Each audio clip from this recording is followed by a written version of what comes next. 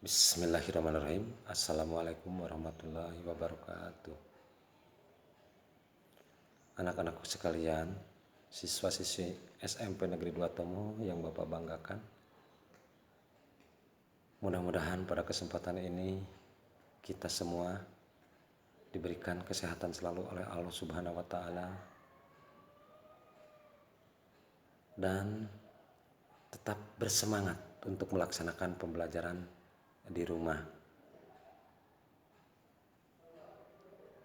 Pada kesempatan ini ada beberapa hal yang ingin Bapak sampaikan, terutama Bapak yang mengingatkan kembali untuk kalian. Yang pertama, selalu menjaga protokol kesehatan, ya,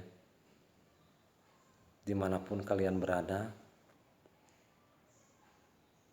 dengan tetap dan selalu memakai masker, selalu mencuci tangan, dan selalu menjaga jarak. Kenapa? Dengan demikian, walaupun bagaimana itu dapat mengurangi dari penyebaran COVID-19 yang dari ke hari sampai saat ini itu belum ada tanda-tanda melandai dari penyebarannya. Itu kenapa? Karena dari beberapa pengamat berpendapat kurangnya rasa kesadaran dari setiap masyarakat, ya.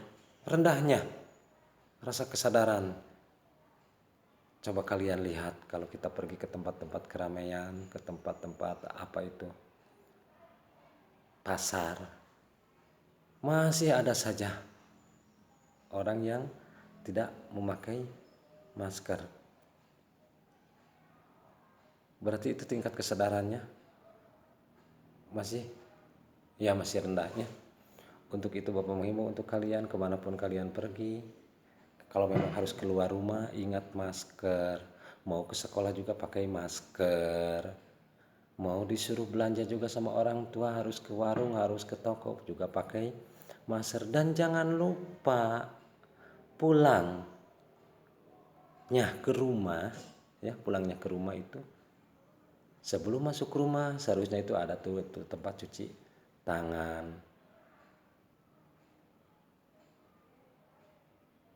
Ingat, ya, dengan mencuci tangan, atau lebih baiknya juga mungkin kalau kitanya habis bepergiannya di tempat keramaian, itu mau tidak mau ke tempat hajatan atau ada orang tua sanak saudara yang mengadakan upacara pernikahan, upacara sunatan dan sebagainya, itu pulang ke rumah itu secepatnya mandi dulu, secepatnya pakaian itu dicuci, direndam di deterjen atau pakai sabun rinso dan sebagainya.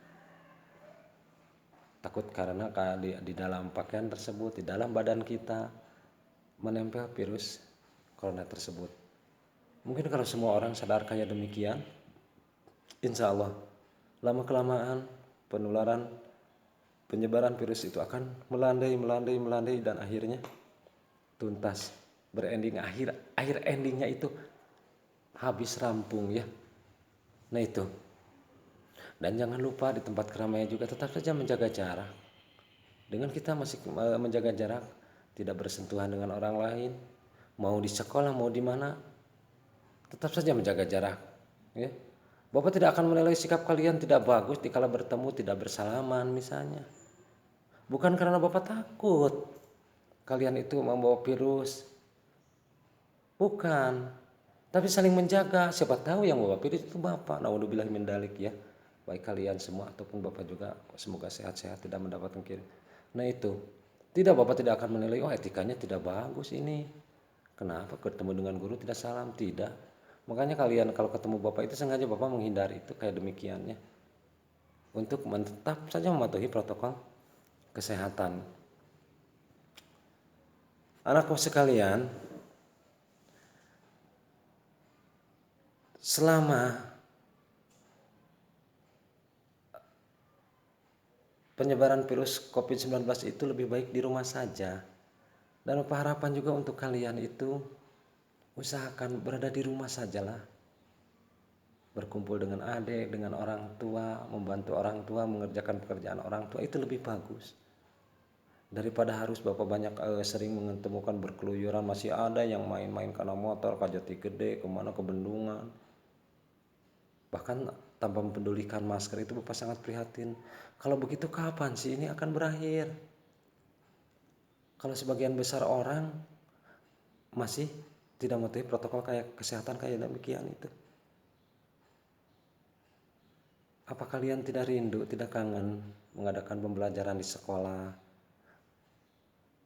Bapak juga rindu, kangen kalau masuk ke kelas itu melihat kursi berbaris, tidak ada siswanya, ya, melihat siswa ketika kala istirahat jajan ke warung, kadang-kala teh aya guru oge camar teu istirahat ke jajan ke warung, ya kangen memang melihat kayak demikian.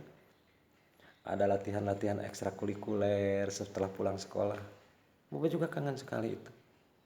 Tapi apalah daya dengan masih masih masih apa masih sumerbaknya penyebaran virus kan, virus corona.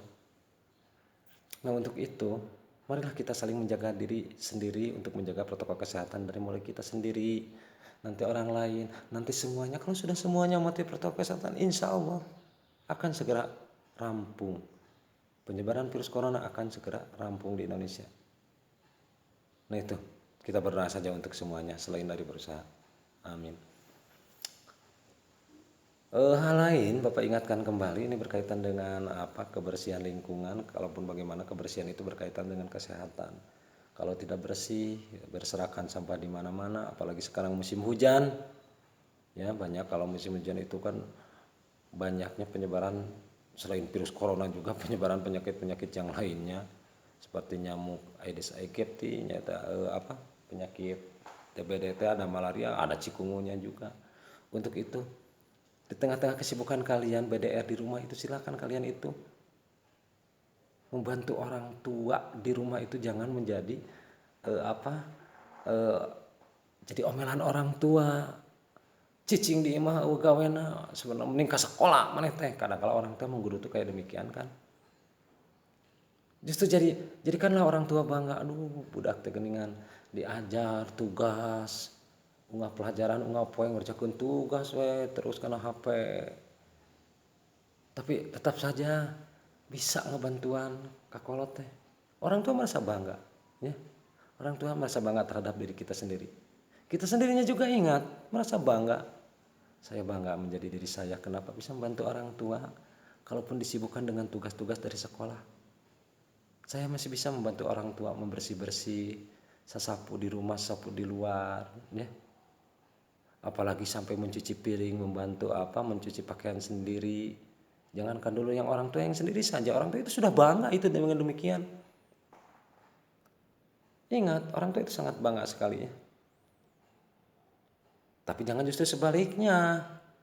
Ayah di rumah tuh walah jajan beuki, karena HP itu, karena HP ulan-ulin ka mana karep, ya. Nah itu orang tua akhirnya menggerutu. Paham? Ya, terima kasih. Terus selain dari kebersihan lingkungan juga ingat kebersihan diri kita sendiri harus dijaga. Apalagi ini berkaitan dengan protokol kesehatan, berkaitan dengan apa, pandemi COVID-19, selalu mencuci tangan, selalu mandi, selalu bersih badan kita itu. Kembali lagi Bapak katakan tadi, kita habis dari mana, sebelum ketemu dengan keluarga, sebelum ketemu dengan adik, dengan kakak, dengan ayah, dengan ibu, kita mandi dulu, bersihkan dulu badan kita. Kenapa? Kita datang ke rumah itu, ingat, kita dari luar yang tidak tahu itu virus itu di mana tempat adanya, kapan itu menempelnya kita tidak tahu. Tapi dengan adanya protokol kesehatan kita tetap dipelihara, secara tidak langsung kita menyayangi, mencintai orang-orang yang ada di sekitar kita, yang ada di rumah kita, yang ada di keluarga kita. Apalagi orang-orang tua yang sudah tua, yang sudah manula, apalagi dibarengan dengan yang membawa penyakit bawaan, yang sudah ada penyakitnya, itu rentan sekali tertularnya. Sayangilah mereka. Selain dengan menyayangi diri sendiri, sayangilah keluarga kita. Sayangilah orang-orang yang tersayang di lingkungan kita. Paham? Nah itu, ya. Jadi kebersihan diri sendiri juga itu lebih diutamakan. Kaitan dengan protokol kesehatan yang tadi, kita itu selalu bersih. Kalau sudah bersih ya jelas penyakit tidak akan ada. Selalu cuci tangan dan mandi. Terus hal yang lain anak-anak sekalian, ini berkaitan dengan pembelajaran. Sekarang ini semester 2, semester yang sangat menentukan naik dan tidak naiknya seorang siswa di semester 2 itu. Ada satu nilai di bawah KKM kalian tidak akan naik.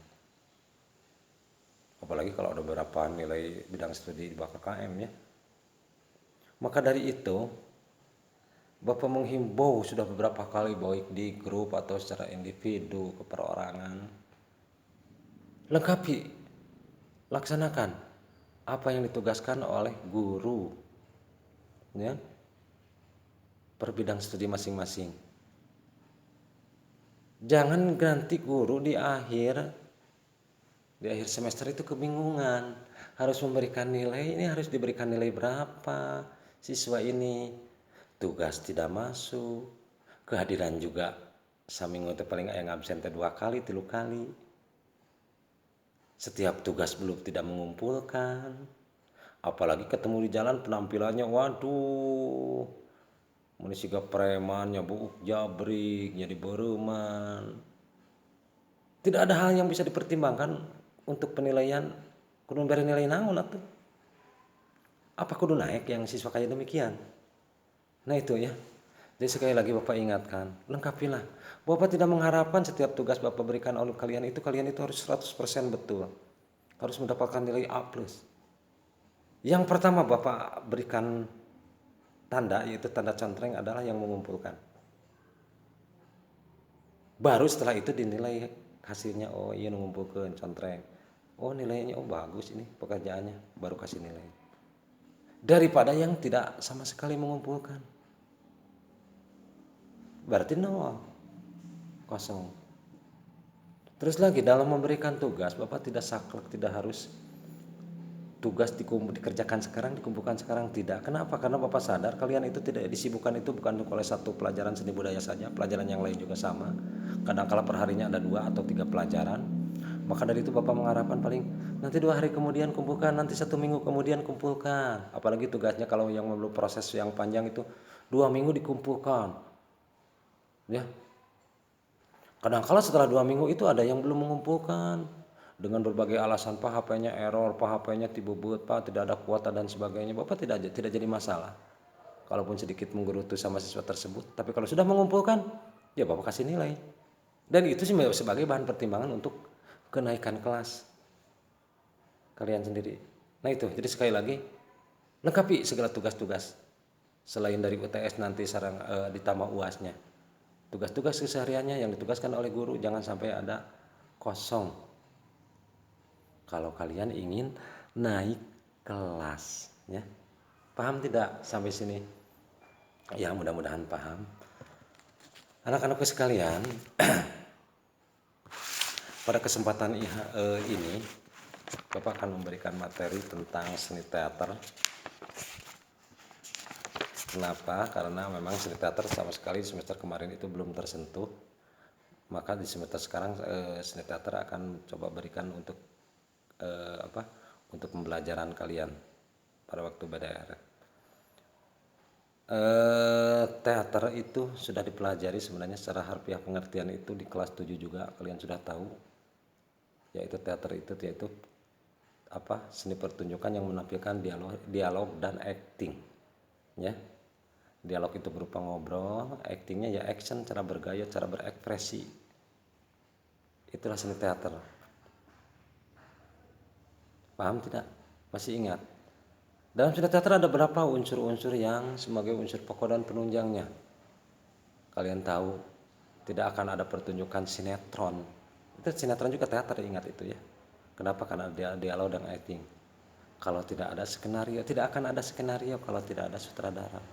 Jadi yang pertama adalah unsur pokok teater adalah sutradara. Setelah sutradara baru skenario atau naskah tulisan skenario itunya. Setelah itu baru pemeranan. Setelah pemeranan ya penonton kesananya. Terus dalam pemeranan juga ada peran jahat, peran baik, ya. ada peran figuran juga, dan ada peran pembantu. Itu dalam berteater. Nah, pada kesempatan ini yang akan Bapak bahas yaitu tentang seni teater.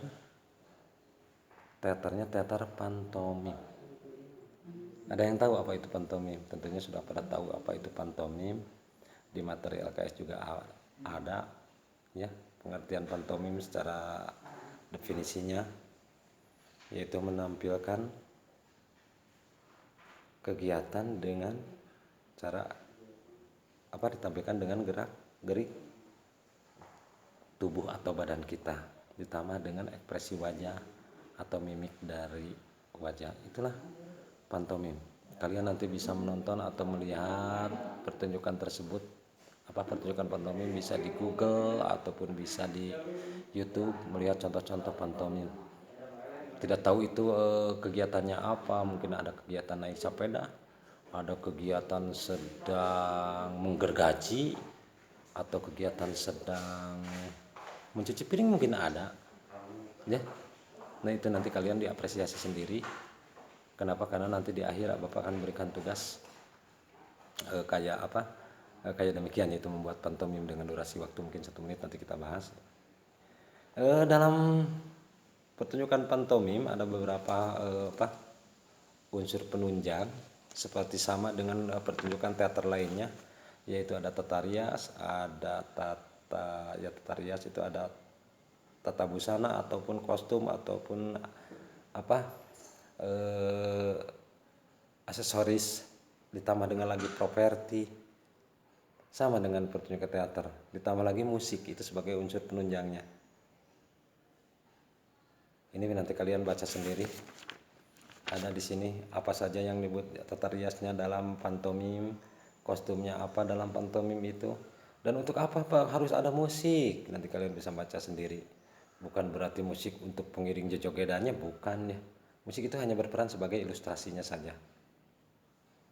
Nah, itu berkaitan dengan pantomim. Mudah-mudahan tidak puas, nanti kalian bisa mencari sendiri di Google ataupun di YouTube sampai sejauh mana itu pantomim itu, materi-materi apa saja atau kegiatan apa saja yang bisa ditampilkan sebagai pantomim.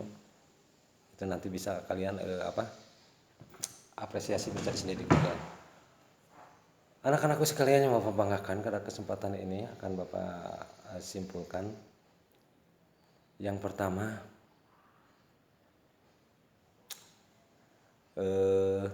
kalian harus selalu mematuhi protokol kesehatan ya. Mulai dari diri sendiri, baru orang lain, baru semuanya. Dan insya Allah kalau sudah semuanya mematuhi protokol kesehatan dengan disiplin yang betul-betul sesuai dengan aturannya, ya insya Allah kita sama-sama berdoa COVID-19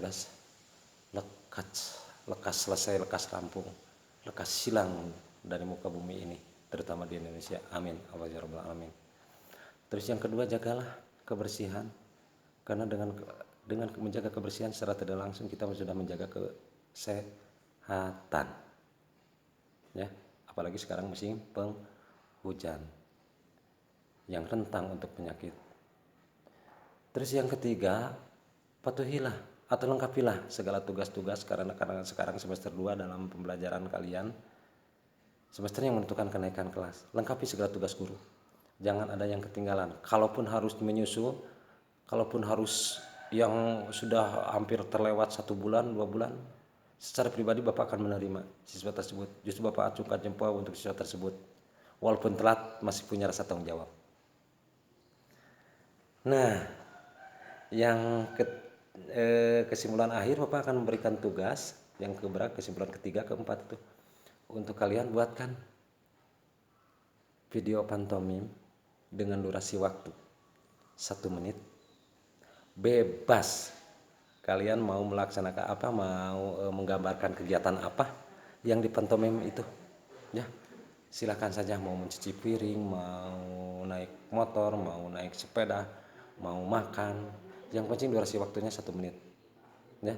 Dan satu lagi, lengkapi dari unsur-unsur pendukungnya, kostumnya, tata riasnya ya ala kadarnya. Kalau tata rias ya minimal kalian itu pakai apalah properti atau aksesoris, pakai topinya atau pakai jaketnya, pokoknya dandannya lebih tampilannya beda saja dengan tampilan kalian setiap sehari-harinya.